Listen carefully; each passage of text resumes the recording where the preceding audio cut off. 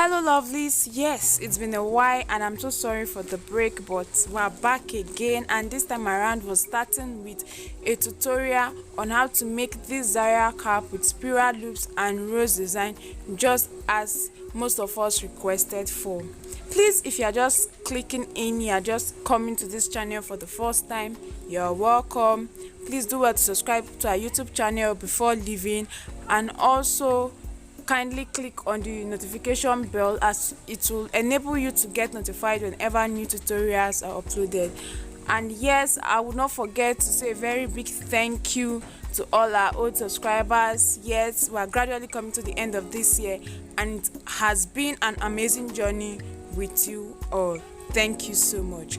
In today's tutorial, the material used includes satin fabric, of which 1 yard will be more than enough, your crinoline, you can work with either the big size or the small size, then your needle and thread, your scissors, your gum, as well as other accessories for embellishment. We are working on a Zaya cap design, of which I'll be making use of satin fabric, which is a non-stretchy fabric, and in place of it you can also make use of any other fabric of your choice. Now the Zaya cap has the band, and that band part, there's this marco is used for padding it to give it that stiff look, and we have the base. In addition to that, we have this loop design, and that loop design is made with the fabric and crinoline. And finally, we also have the rose design, which is attached to it at the back. That is what makes up this design that we are working on. Before now, I've already worked on my Zara cap. So what I'll be doing is that I'll be illustrating how to achieve it using a different video for it.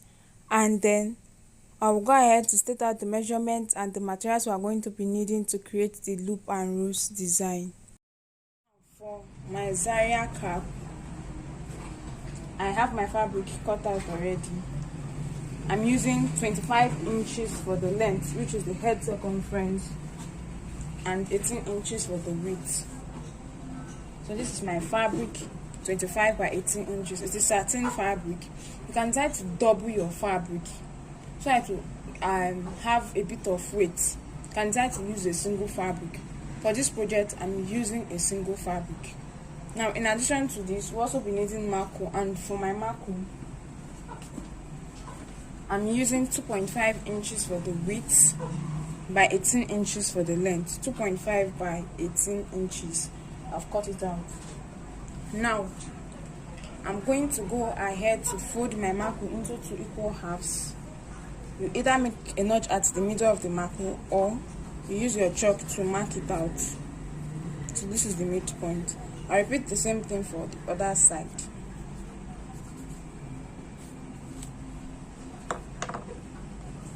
So this is it. Now, as soon as that is done, I'll get the fabric for my cap, and then I'll fold it into 2 equal halves and make a notch at the middle as well. Now that that has been done, I'll open up my fabric with the wrong side facing me. This is the wrong side of my fabric facing me. I'll get my marco and ensure that the midpoint of the marco aligns with the midpoint of the fabric. Then I'm going to go ahead to fold this down a bit. I'll fold it in and then bring this down. Okay, I'm going to place this on my sewing machine. I'll stitch down this edge. Stitch down this edge. Then go ahead to stitch from this end of the fabric down to the other edge. I have to fold in this edge to hide that fraying edge, and I have to stitch close to the edge of the marco so that this side is pulled, this edge is pulled in tightly. I'm going to go back to sew this, and then I'll get back. So this is my fabric. As you can see, I've sewn down this edge. I've also sewn down this edge, and I've sewn it down from this end to the other end. Now I'll fold my fabric into 2 this way, and go ahead to sew it from the band down to this edge and down to this very edge. Then I'll get right here. I have my band cap already sewn. I've sewn it down from this edge, from the band down to this end and down to this very end. So the next thing we're going to be working on is creating the running stitch that will be at the edge. For that, I'll be needing my needle and thread. Please ensure it is doubled, and then I'll start my running stitch immediately after the band. So I'll just pass my needle and thread in and out of the fabric until I get to the edge. Then I'll go ahead to pull and cut off the excess thread. Now this is satin fabric and the edge is free, so the edges free easily. I would suggest that you ensure your fabric is weaved before you make your running stitches. So you weave your fabric, the edges of your fabric, before making your running stitches, so as to secure the free edges. And then at the end of the day, after creating my running stitch, this is the wrong side, and I'll go ahead to turn it inside out, and I have my plain Zara cap ready. You can go ahead to embellish it with any design of your choice. As soon as we are done working on the Zara cap, this is what we are having, and then we'll be moving into the fabric for the design. Now for the fabric for the design, we'll be needing 2 long strips of fabrics. Their measurements are 2.5 yards for each fabric, 36 inches and 18 inches. Okay, 36 inches twice and 18 inches will give you 2.5 yards cut out twice. And now I also cut out my fabric in bias form. I will illustrate how to do that next. And then when you get each piece of fabric, you fold it into 2 equal halves with the fine side inside and the wrong side outside, and sew from one end of the fabric to the other. Now I have a plain piece of paper before me.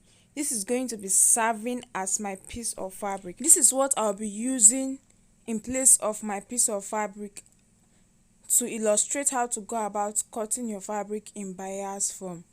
Now that my fabric is this way, I'm going to get my scissors. Whatever I'm doing on this piece of fabric is what should be done on your whatever I'm doing on this piece of paper should be done on your fabric. Now position your pattern paper or your fabric in a diagonal pattern and cut across the middle. Okay, see the way I cut slant across the middle. Thereafter, take your measurements. If it's your 2.5 inches, your 3 inches, and then you cut it out again across the middle, just like I did for the pattern paper. That is how to get your stripe or fabric for this loop design. That's how to go about cutting your fabric. Now that I'm done with the paper illustration, I'm also going to be getting a smaller piece of fabric. Yes, so this is my piece of fabric now. You position it the normal way, and then you go and start your cutting from the diagonal end. Place in a diagonal position and cut across the middle. Now when you cut across your satin fabric across the middle, you find out that middle part of the fabric stretches. Yes, when cut that way, it stretches. After cutting your fabric in that diagonal or slant pattern, you go ahead to take your measurement and then you cut it out in that order. So for your 2.5 yards, definitely you will have to join your fabrics to get that. So that's how to go about it.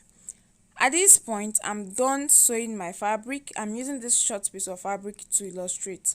So you fold, is 2.5 inches for the width by 2.5 yards. So you fold and sew down.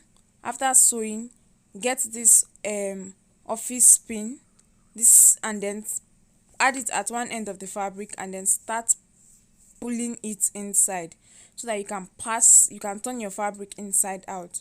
So that is how to go about turning your fabric, especially this tiny piece of fabric, inside out.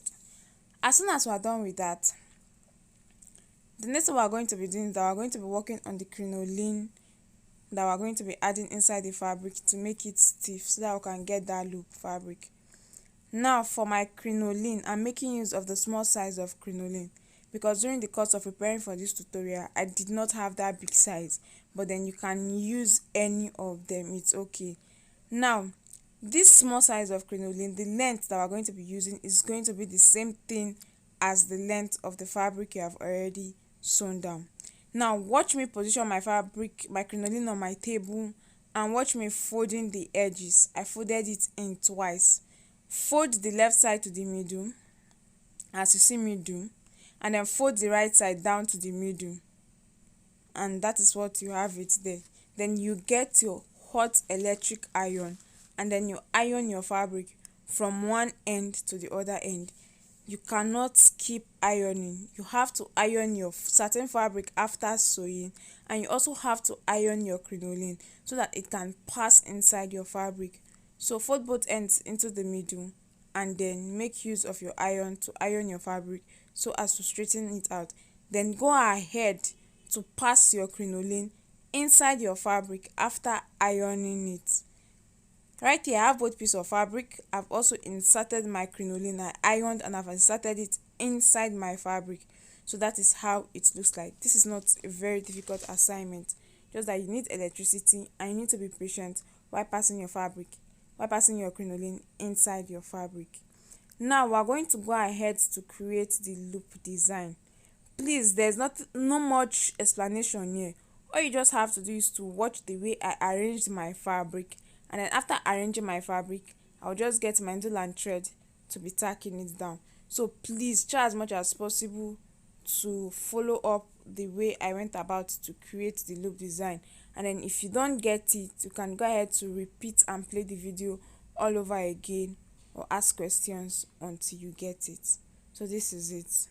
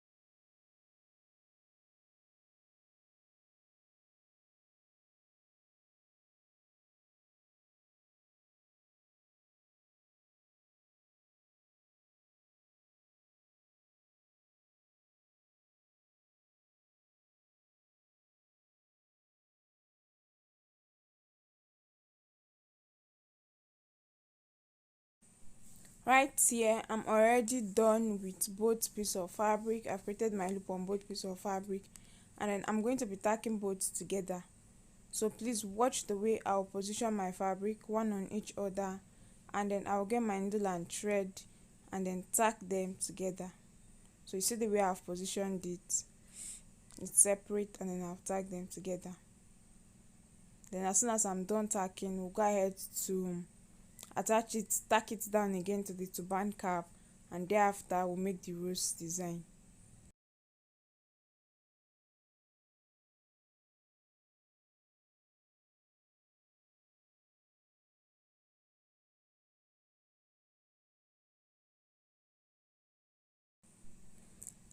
At this junction I have my loops design tagged down together, and I have my Zaya cap. I'm going to be placing this at the back of my Zaya cap, and then with the help of my needle and thread I'm still going to be tacking it down. There's no special technique as to tacking it down. All you have to do is to keep passing your needle and thread through the Zaya cap and through the loop design until they are both in place. So I'll complete this, and then I'll get back for us to work on the rose design, and then that's it for this design.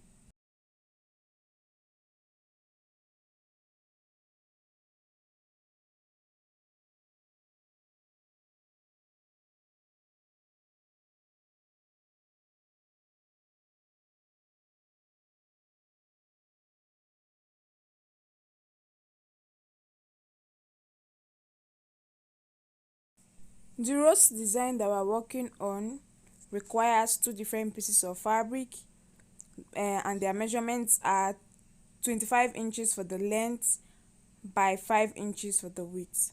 After cutting your fabric, fold into two with the wrong side inside and the fine side outside, and then make a running stitch from one end of the fabric to the other end. But while making a running stitch, ensure that the stitches are wide. Okay, so this is it. I've gotten to the end, and on getting to the end, I'll just start folding my fabric in a circular pattern. Yes, I'll fold my fabric in a circular pattern gradually so that I can form that rose design or get that rose shape. So this is me folding my fabric in a circular pattern until I get the desired result.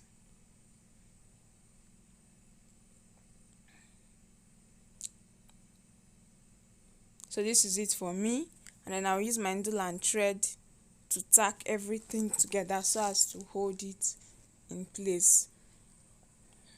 And there goes me tacking down that rose design that I've gotten. So let me complete this and repeat the same thing for the second piece of fabric also.